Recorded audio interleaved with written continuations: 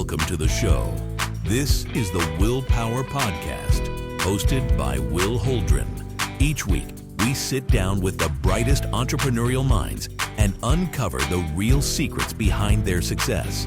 And if you want every episode in one place, plus exclusive insights and updates, head to willpowerpodcast.org and join the email list.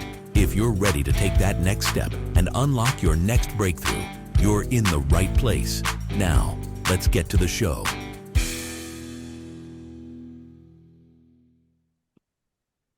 How we doing, everyone? My name is Will Holdren. I'm the host of the Willpower Podcast. And today we have a very special interview. We're joined with my co-host here, Rick Segal, who you guys have heard multiple times previously. And then we're also joined by an AI specialist, and his name is Dirk Liebich.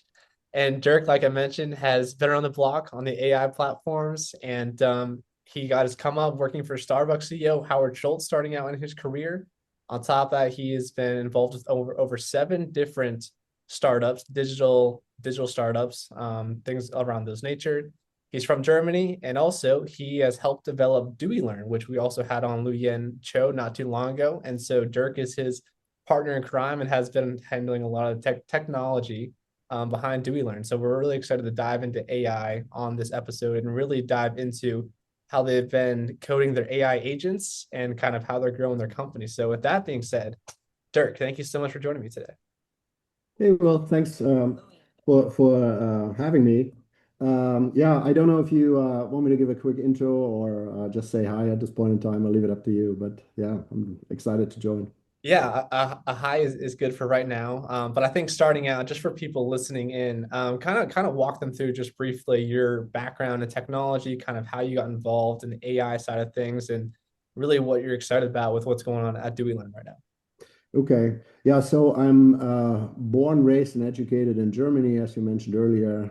By trade, I'm an electrical engineer who very early on had to start programming microchips in the early days and punch cards and whatnot. Yes, I have been around the block for a while.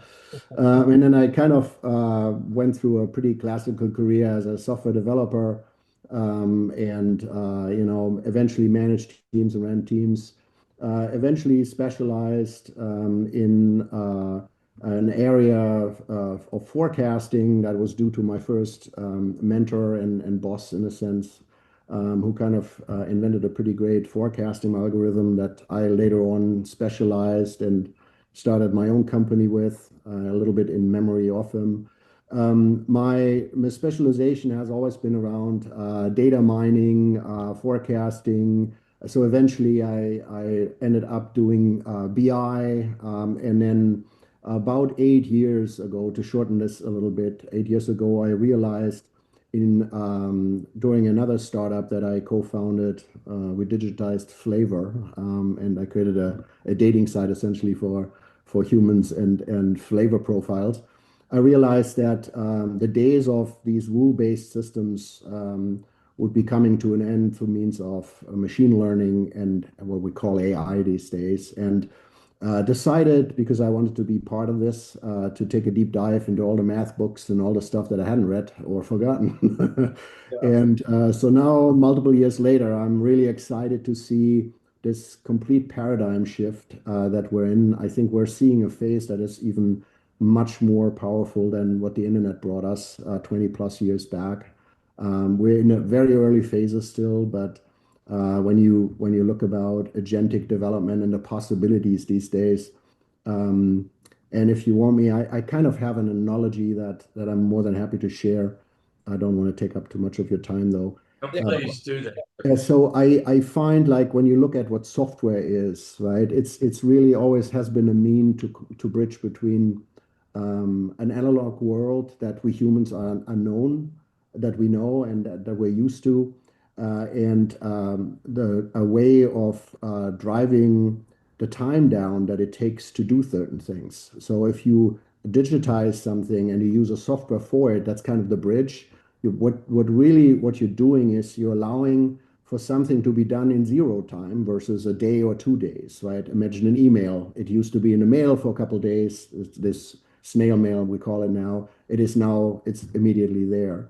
And so in a sense, the software portion is kind of a bridge, right? And so the various software systems that were built over times are kind of different types of bridges that were built based on the need for the connection, and in order to allow for humans to be part of this, right? We all are different. We have different kind of backgrounds, education, and so the various systems were built in order to allow for us to be part of this process, to cross the bridge in a sense. And obviously, those systems are very generalized, right? And they will only allow for so many cars to pass the bridge if you want to stay into that picture. And that's a little bit of the shortcoming, right? And so what AI actually really does now, it allows for a personal bridge because I don't need the software anymore in between. I don't need to build any systems. I can now be the individual that I am with the domain expertise that I have and the specialization that I have. And the AI is basically my bridge now, directly tapping into that new world. And that is, I think, the biggest change that we will be seeing. Whoever has domain expertise in any shape or form, I'm a musician, I'm a writer, I'm whatever, I can now take all the tools. They are all at my disposal. I don't need any specialized software solution anymore. I can just now create, and I build my own bridge. And what that does is it shortens the cycle of invention quite dramatically. It allows for scale, it allows for innovation, it allows for incredibly powerful means that so far were contained by people's abilities, by teams' ability to talk with one another. Kind of a customer telling a product manager what it is that she or he needs, the product manager translating for the developers in their teams coming to terms with the requirement, eventually building something and bringing it back to the customer. All of that is now compressed into me basically just telling the tool I need this, the tool building it for me, taking all the learnings of the decades of IT into account, and then putting it out, and I maybe refine it a few times. But we're now seeing cycles that bring a 6 months development effort with a team of multiple people down to a matter of hours, if at all. Yeah. It is pretty incredible how much it can shorten that cycle. And I love what you're talking about, how this is really, in your eyes too, it's bigger than what happened with the internet back in 2000, which I think is pretty profound, right? And it's obviously very much still at the early stages. And I think it just proves the point even more, where if you're an entrepreneur or CEO trying to grow a company, like, you have to get AI involved, and you have to learn how to, use not just AI, like going to ChatGPT and typing in a prompt, but really just using smart AI, right? What you're talking about, how you can bridge these connections and really just automate things. So it really takes, all this time down to pretty much nothing, and you can still accomplish a whole lot of things, which is pretty remarkable. And I know that I was talking to Lu Yen previously, and he mentioned you guys have AI agents on your team, right? So it's not necessarily like human capital, human employees. It's really just AI agents, and they're really helping you guys go out there and start your coding and really just developing all sorts of things that you guys are doing at DeweyLearn, which is absolutely incredible.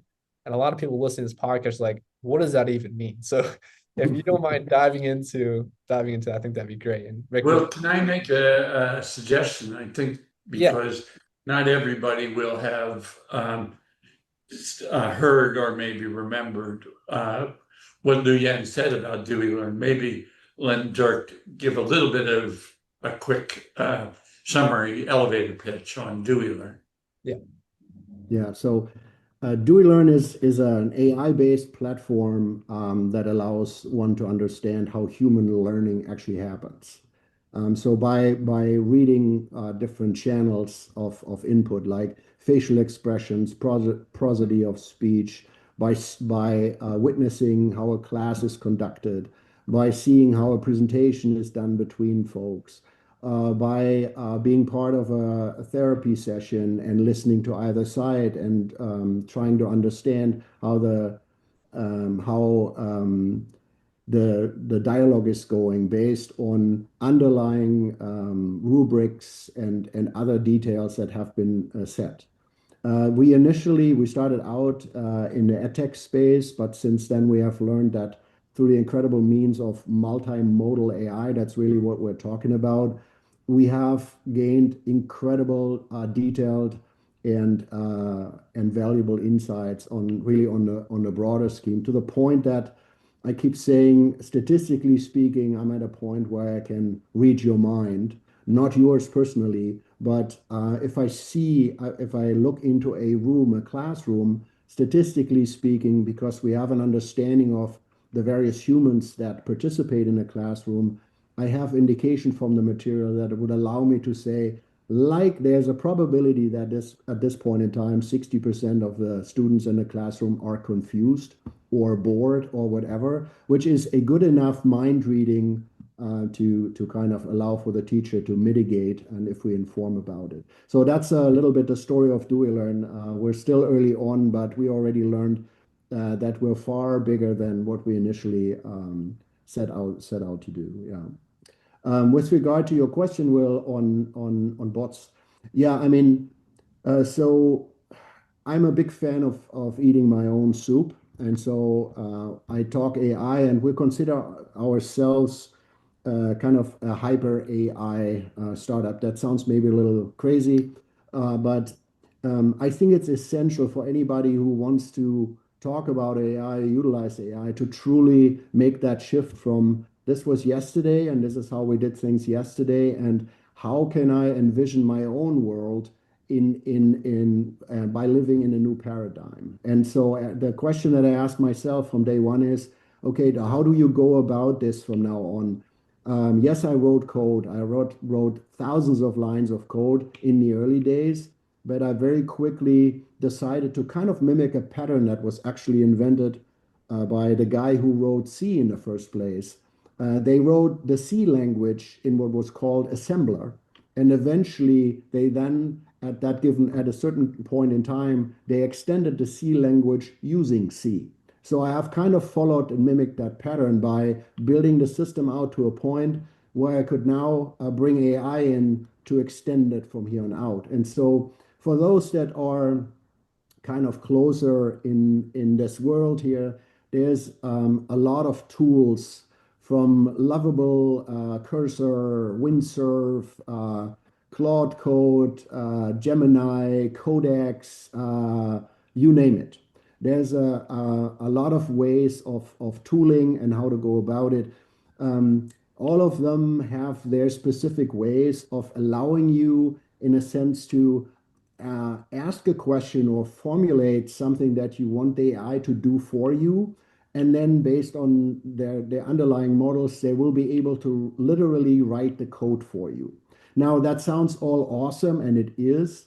There is, however, there is this little thing where if you let an agent go loose, and it will create something that looks beautiful, but it is not necessarily following best practice standards. It's not necessarily something that will scale or can be put in production. And so where this becomes a tool for those that are a little more seasoned like me, I know what architecture I want. I know exactly how the outcome is supposed to look like. I have the experience collected over many decades. And so when I now ask my bots to do something for me, I spend the time to very clearly lay out exactly what it is that I need to be done, how I want it to be wired up, what the success criteria in a sense are.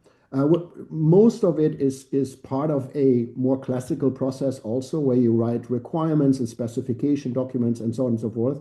The difference now is if you set up your environment in the right way and you feed this into the system, you're not getting like random results anymore. Now you have specialized agents in my world. Somebody writes code in a certain language. Somebody is specialized in reviewing code against criteria that I set and rules and boundaries that I set. Another one does design for the user interface. Another one basically orchestrates this all. And this is just in the software world. I can continue on specialized agents for go-to-market strategies, to create marketing material, and on and on and on. The bottom line is, and that's the short version, we're at a point right now where the models are powerful enough that you can specialize specific agents, and then you can orchestrate them, and they don't sleep. I mean, I on average have 12 to 20 bots running work behind the scenes, while frankly, I got a Slack line that I stand on every once in a while the bots are working and I'm waiting for results to review. And so you have now 24/7 manufacturing based on your requirements. And what that does is it shifts the dynamic of typical sprint timeframes of 2 weeks and the discussions that go along with it and the team size that you need for this, down to basically one person having the domain knowledge, maybe listen closely to a customer, translate this in some shape, put it in front of the bot, have the bot actually create 3 different or 4 different outcomes to be reviewed. It compresses the classical timeframes massively.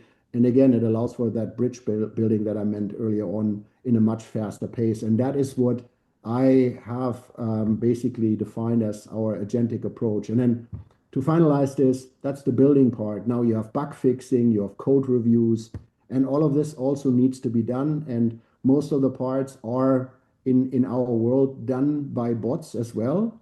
And then, however, there's a critical process part where all of this is reviewed.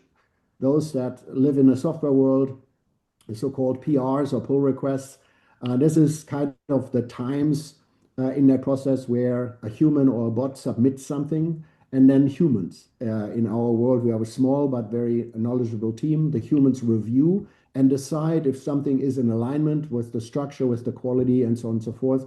And we will then make it part of the code base or we kick it out. And sometimes we write it ourselves.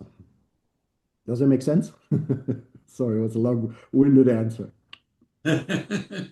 Well, as someone who built DeweyLearn, you should probably be using it to see whether Will and I are following you, because that is the main source. Test, yeah, right there.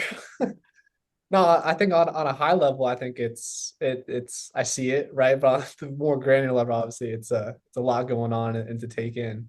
But it's kind of scary to me, because you're pretty much talking about eliminating the human workforce, right? Like there's just really no need at that point at the level you're talking about. You just develop these AI bots and just have humans manage these bots, and you can build the system that way. Yeah. When I talked to Lu Yen about DeweyLearn and Dirk echo this, and I asked him how many employees, he counts as 8 employees the different bots that they have trained. And I think everybody tends to view AI holistically. It's ChatGPT, it doesn't matter whatever it is, but it's really more differentiated. And I think, Dirk, if you can talk about, the training process and then the different uses of these platforms, it would be very helpful.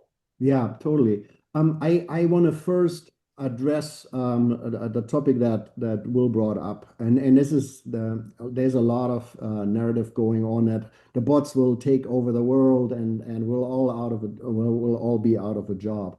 I actually have a totally different perspective. Yes, there's a change management portion that needs to happen.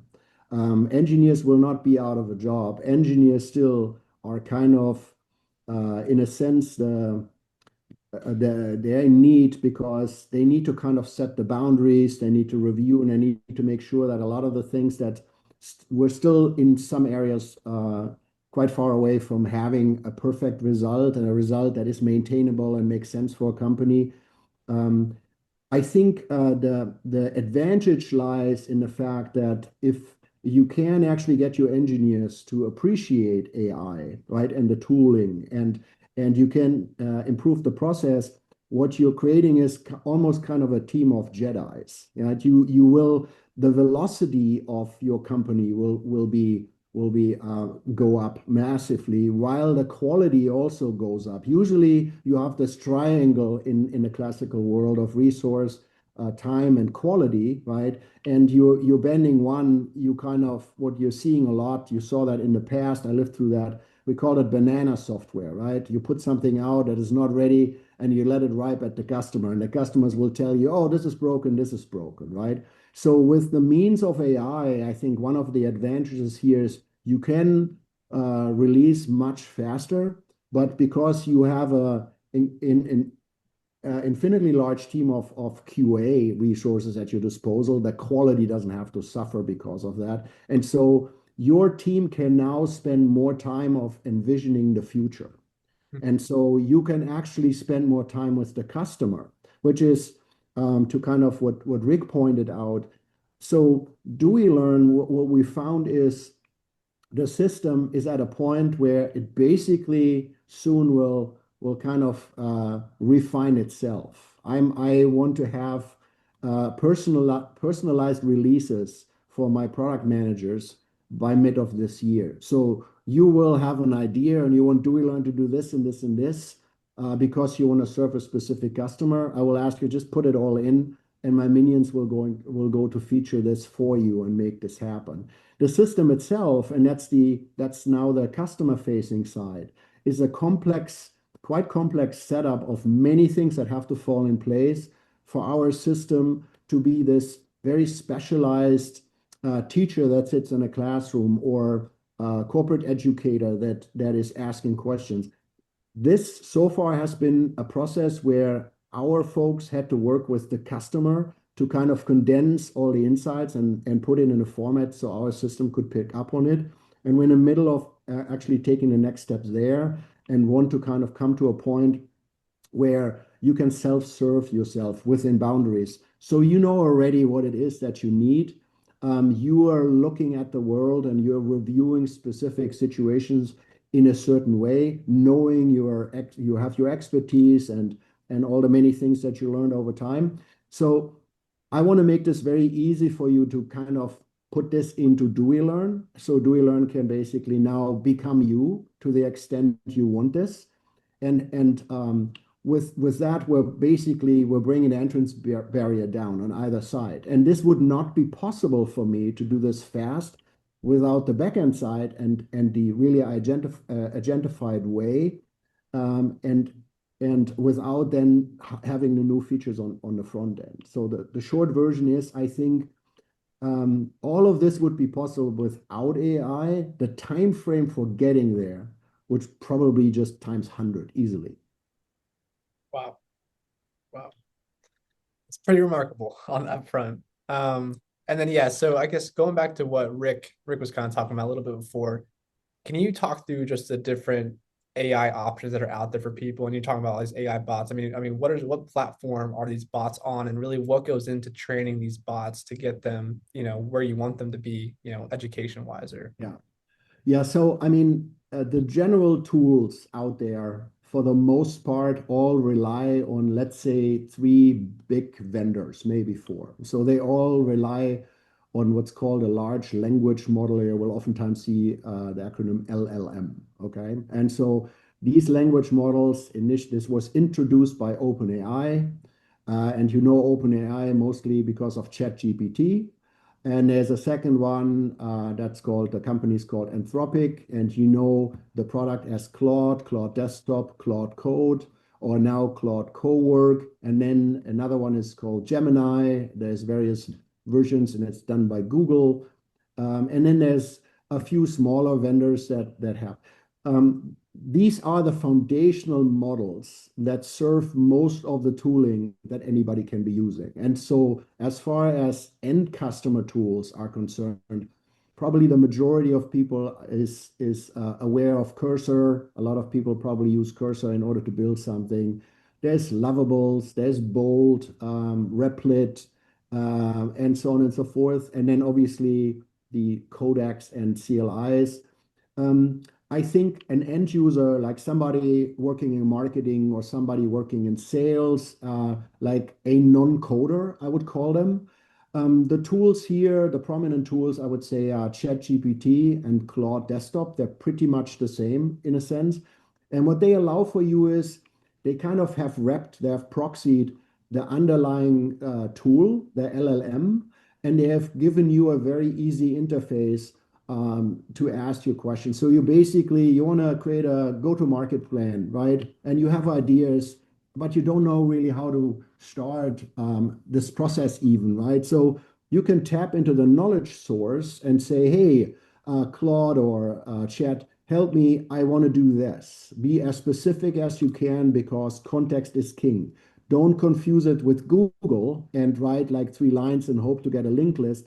Be specific, spend the 10, 15 minutes that it takes and write down as much as you feel is essential for that 9-year-old on the opposite side to actually understand what it is that you're asking. When you do that, you will greatly improve outcome. And now you can say, okay, help me through the various steps and lay out a plan for me and ask me what it is that you need so that we jointly can create this result. And you can do this even by talking to it. But those are tools and is tooling that I highly recommend whenever you have anything that you did in a classical way by looking at your emails, creating PowerPoint, going through Word documents or whatever. Forget all of that. Just dump it all into the tool. Ask the tool what it needs from you. Define what the outcome is supposed to be, and let it do its job. And that is, you can do research, a PhD level research. The tool will be working for an hour or more on your behalf and share the results. And if you don't like it, refine often. I guarantee you that almost anything that in the old world would take you up to 4 weeks, you can get done within an hour or less. And so the tooling is available. I'd say for those that want to kind of think about their day in a more sophisticated way, like my personal work example is I have Claude Desktop wired into my mail, into my calendar, into my my project management tool, onto some of my drives. And in the morning, all I do is, hey, how is my day looking like? What are prioritized topics? What mails do I have to look into? And it basically condenses it all for me and creates me my day. And then everything else is like a spot check. And so that already saves me like a ton of time. I don't have to go through hundreds of mails. I basically get indication early on. And I think if people just spend like a little bit of time tipping their toes into using these incredibly easy to use tools and start understanding the difference between a classical Google search and a new use case, they will very quickly realize, oh my God, I can help myself. I can save so much time, which now part of that saved time should be used to read into and spend a little on understanding the new tooling and make that mind shift. The development crowd is a different area. You want to build something, you have an idea, and you want to build a little prototype to share with your friends. And we all of us have these ideas of doing something. Be clear on just one thing. Are you building a prototype for show and tell? So you have something more than a slide deck? That is perfectly fine. There's all these tools like I mentioned, Lovable, Cursor, and whatnot, Claude Desktop, they're out there. Just understand, just because you have a beautiful piece that seems to be working fine for you, don't make the mistake of believing you can go live tomorrow with it, because you will not. And you will pay dearly. You have to understand, that's the most critical learning. A lot of engineers fell into that trap in recent months. But these two sites, I think, are at this point in time really well served with very, very powerful means. I leave it here for now. Can you talk a little bit about each of the 4 platforms that you talked about? They have selected, maybe it's the New York Times or maybe it's a particular song artist, but they've trained off of different actual human endeavors. So how does that affect the training of the AI? How does that affect their biases, and what should you watch for? Yeah, that's Rick, that's a really, really good question, and it's a tough question. Yeah, so and again, I'm not part of Anthropic or OpenAI, so I can only speak to the extent I understand the worlds through the knowledge that I possess and whatnot. But so there has been everything that ever has been written and was accessible in any wiki, in any chat, any book that has ever been digitized, and there is something out there. It's called the pile, okay? And most models at some point in time basically used the pile as an initial source of documentation. That pile is 1 terabyte in size, and it's basically text documents or scrapings of Wikipedias and you call it. To the extent I know, in all the languages most of the languages that have been written, and 1 terabyte of text is an incredible amount. So that's a number with 9 zeros, I believe, right? Mega, giga, actually, yes, no, 12 zeros.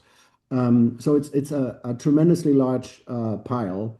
And then on top of that, and that is it's a little bit of a discrepancy or discussion that happened. OpenAI and others went out and created scraping bots. So when you send a bot to a website, and you pretend you're a human reader, but you're taking basically the data and you put it in storage, that's called scraping, right? And so they sent their bots out, and these bots would find entry points on these websites and would take all the information from the websites and would put it into their repository. So technically speaking, most of the time, and that is some of the ongoing battles right now, the companies were not allowed to do that because when you write something, you're the author, you own the piece, right? We have all these legalities, and it was done anyways. And I guess we're at a point where it was done a little too fast, and we didn't really have clarity on the legal side. And so right now, a lot of authors find their content in large language models. We now have models that can build imagery, which is equally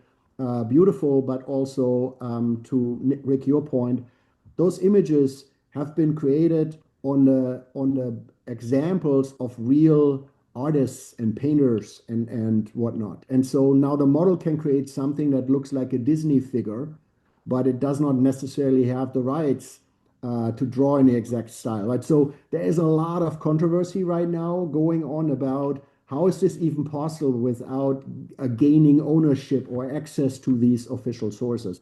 The bottom line is that pretty much every image has a huge image library that has been human labeled for content. So there's a cat, there's a dog in the image. All of this has not only been incorporated, it has now been analyzed on the next level. And yes, all of it, these models still have a pretty significant bias. And it's not really hard to find it. And there's actually research out that states very clearly that if you were to remove all the components that have bias, you would not have enough content left to actually train a model in a sophisticated way. And so we're living in this controversy of knowing that what we're building is off, massively off, and is massively wrong. But it would not allow us to continue this path if we were to stop here. And so I think what will have to be discussed in the near future, and has been incredibly controversial. Google actually fired people that were in charge of ethics and whatnot because they spoke up too early, and I guess were in the way of monetization. We'll eventually find ways of mitigating all of this. I'm not, I don't really feel that this is going to be a top priority because from what I've seen and witnessed over the many years, companies tend to put monetization over ethical goals and boundaries. But yeah, there's a strong bias, and there's definitely a lack of clarity on ownership and where it goes from here. And beyond that, I think about what Elon Musk's, reaction to AI was that he didn't like the general tone and created his own, which had a very distinct set of ethics, I guess you would say. Can you talk about that a little bit? Yeah, I feel and again, this is personal opinion. I feel in general what we're seeing is it's a little too loose right now. I feel like OpenAI recently introduced, and other models are following, recently introduced the ability of creating what they call adult material, which, if you follow this, has horrible, absolutely horrible downsides.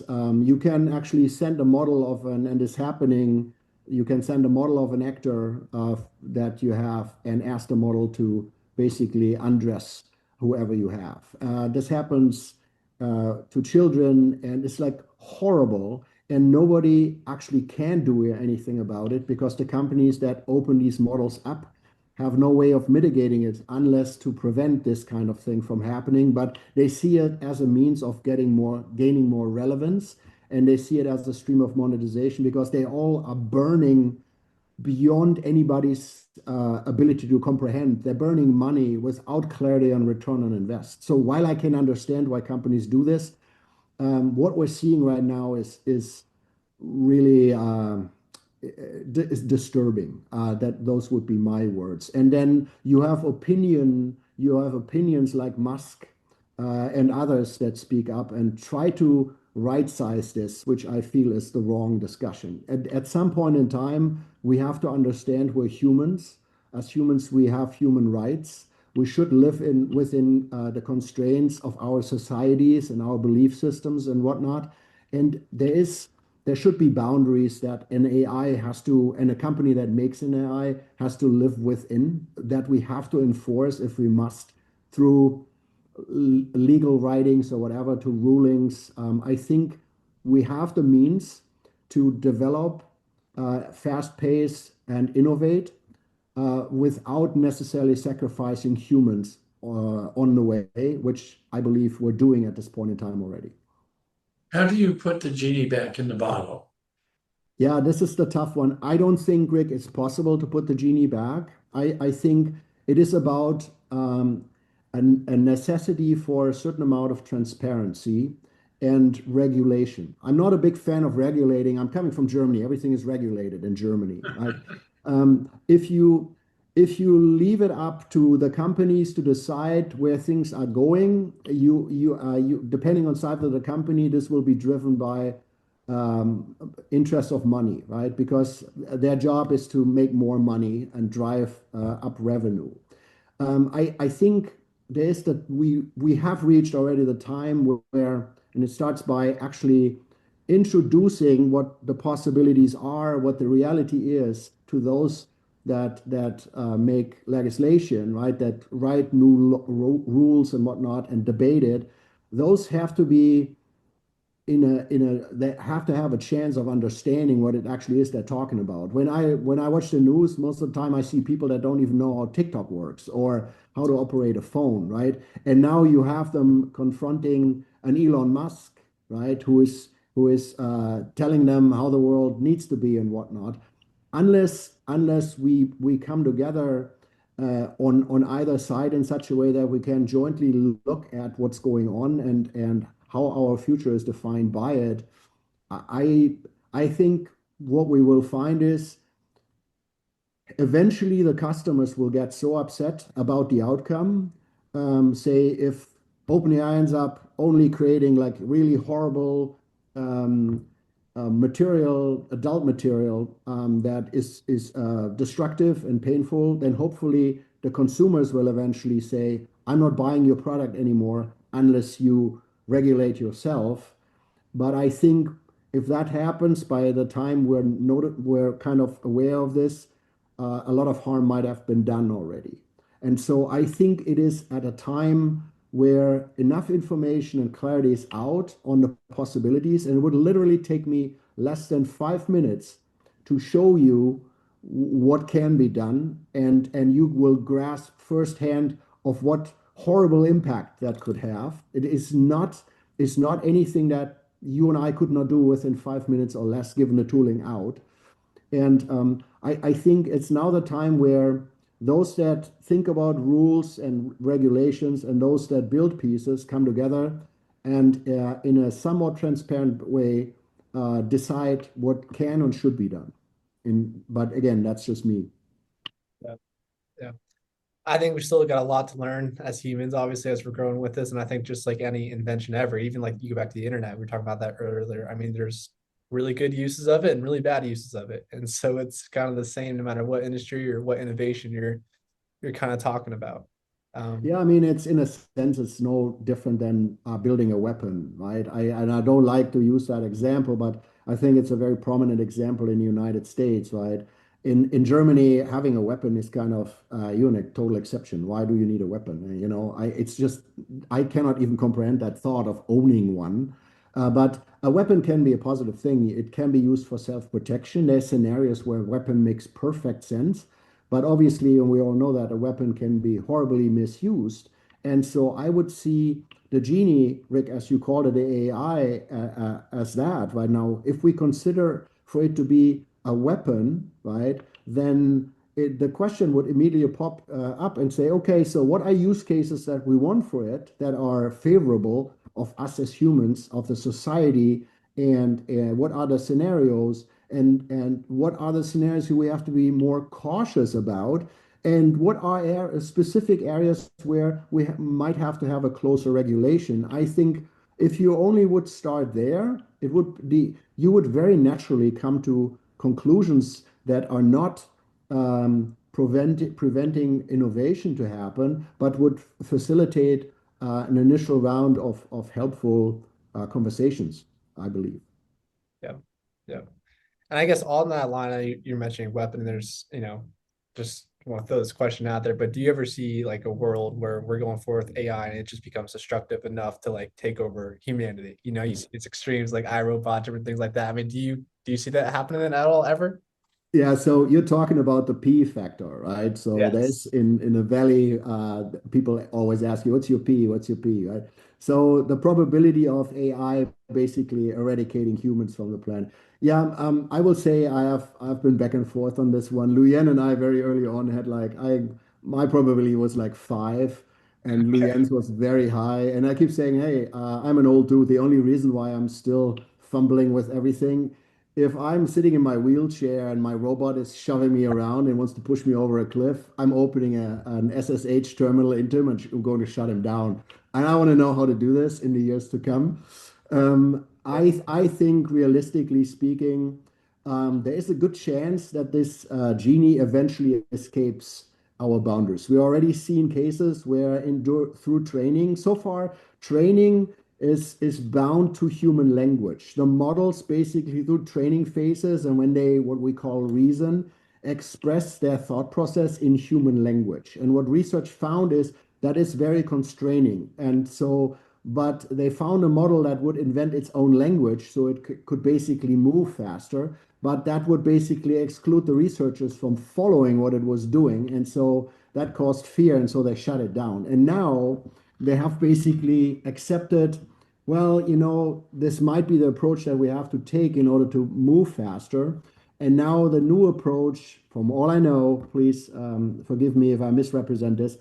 The new approach is let the model do its own language. We ask logical questions at certain points in time and try to infer through our questioning if the model is doing the right approach or whatnot. In days where basically nothing is ever down anymore, nothing is ever shut down anymore, and your SLAs on Amazon for a server is like you have a total downtime of, I don't know, like a minute per year. So the genie is out of the bottle. It could escape, technically speaking. However, most of our critical infrastructure is decoupled from the internet. And then at the end of the day, I still see how stupid stuff behaves. It Right. might be an advantage, it might be a disadvantage. I don't know.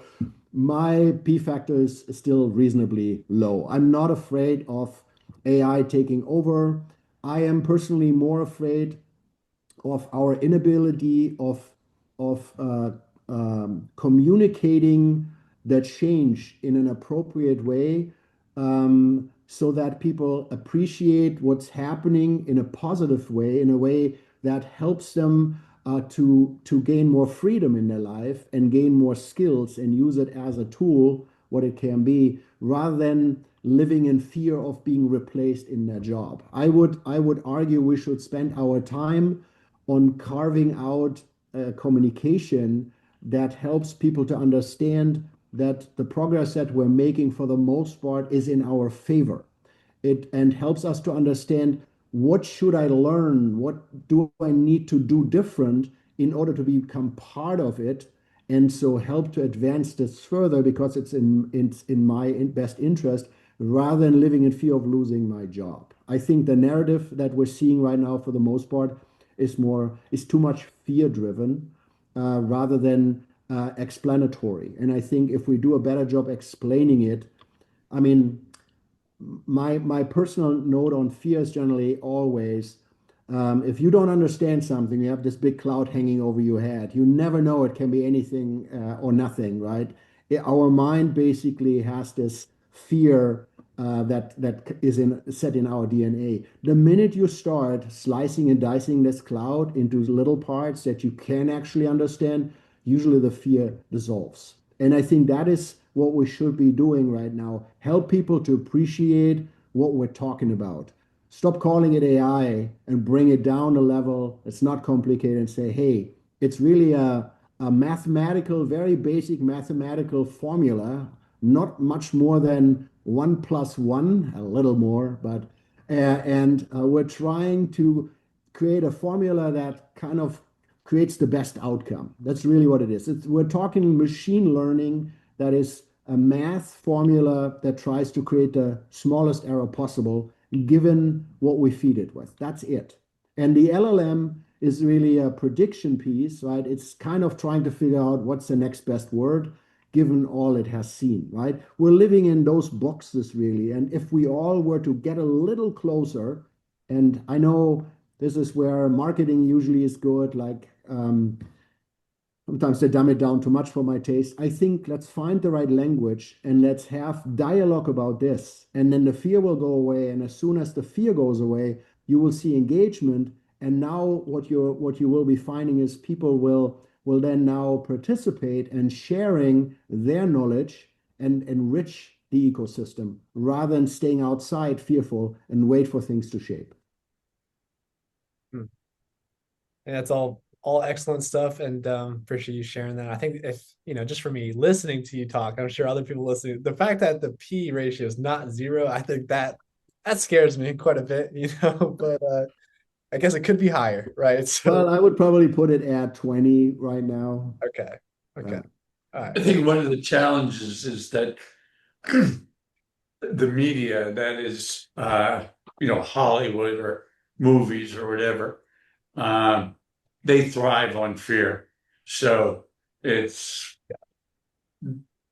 what reaches the masses. Yeah. Yep. I mean, it's all comes down to 2001, that created fear, when I was a child. Yeah, I mean, we have two instincts as humans, right? They are very deeply grounded in our DNA. It's the need for procreation and it's fear that keeps us alive, right? And these two senses or these two, sides are always triggered. And most of the news, anything you do, basically, look at the headlines, right, in the news, it's almost always kind of tapping into fear. And because it causes an immediate reaction, and attention is all that's needed for LLMs, and attention is all that is wanted when you talk about anybody who is selling stuff or tries to make you subscribe to something. So the mechanics is actually pretty simple to understand, and I would hope more of us kind of spend more time on digesting it and really boiling it down. And I have spent quite some time asking myself, whenever I'm fearful about anything, I take the time to reflect on it and wonder what actually makes me fearful. What is the portion that does that? Is there something that I'm missing? I don't understand. Is it a conditioning from the past? I think there's means out that allow for us to deal with this in better ways. And so we can actually become more of a driving community in this sense. Yep. Just got to be cautious. Well, Dirk, we really appreciate your time today. And I'm sure people listening learned a lot. So again, appreciate that. And before we hop off, is there anything else that you'd like to say? I just enjoyed sharing the little bit of wisdom that I accumulated over years. Thanks for having me, Will. It was a pleasure. Thank you, Dirk. All right, guys, there you have it. Dirk Liebich, thank you so much for joining me today. If you enjoyed today's episode, make sure to follow the show so you never miss a new release. And if you want all episodes in one place, plus exclusive insights and updates, head over to willpowerpodcast.org and join the email list. Lastly, if you're listening on Spotify or Apple Podcasts, take a quick second to leave a rating. It helps the show grow more than you know. We'll see you in the next one.